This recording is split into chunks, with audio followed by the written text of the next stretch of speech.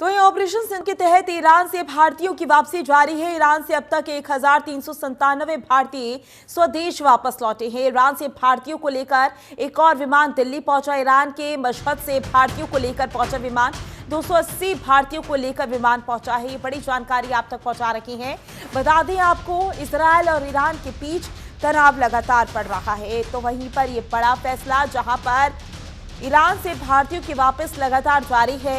भारतीयों को लेकर एक और विमान दिल्ली पहुंचा है। ईरान के मशहद से भारतीयों को लेकर पहुंचा विमान। ये तस्वीरें देखिए, जहां पर भारतीयों की वापसी लगातार हो रही है भारत में।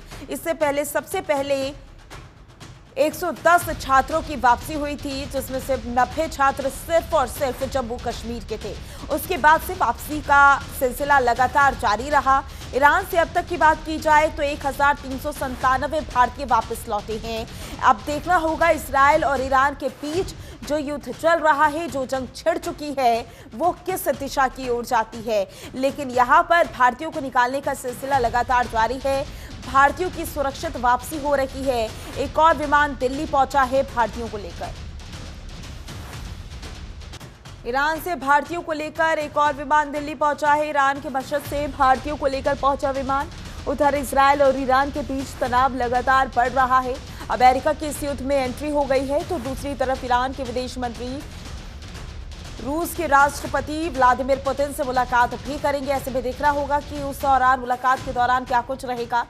अमेरिका भी इस जंग में घुस चुका है, और अगर अमेरिका की बात की जाए तो अमेरिका ने ईरान पर हमला किया। अमेरिका की ओर से ईरान के परमाणु ठिकानों पर हमले किए गए, जिसके बाद इराक और पाकिस्तान से बयान भी सामने आया। उन्होंने इस हमले की निंदा की। दूसरी तरफ प्रधानमंत्री मोदी ने भी ईरान के राष्ट्रपति से बात की। उन्होंने बातचीत के दौरान ये भी कहा कि शांति बहाल होनी चाहिए।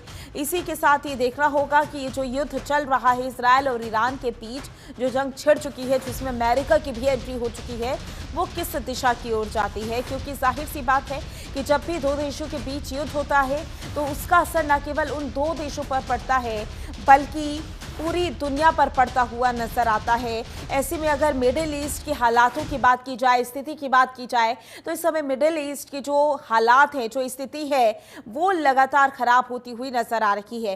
ये तस्वीरें आपको दिखा रही हैं, ये तस्वीरें जहां पर आप देख सकते हैं कि भारतीयों के लौटने का सिलसिला लगातार जारी है। इसी के साथ जो छात्र वहां पर पढ़ने गए, उनको भी भारत वापस बुला लिया गया है, क्योंकि आने वाले समय में ये जो जंग है वो किस दिशा की जाए अभी कुछ भी नहीं कहा जा सकता है।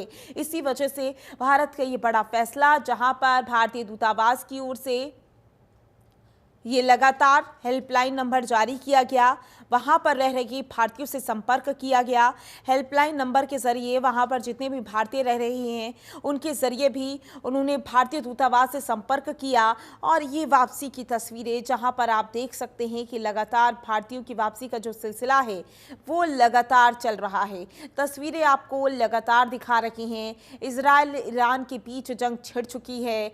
हालांकि ईरान की तरफ से भी लगातार इजरायल पर हमले किए जा रहे हैं, जहां पर एक तरफ ईरान को तो नुकसान हो ही रहा है, तो दूसरी तरफ इजरायल को भी भारी नुकसान उठाना पड़ रहा है।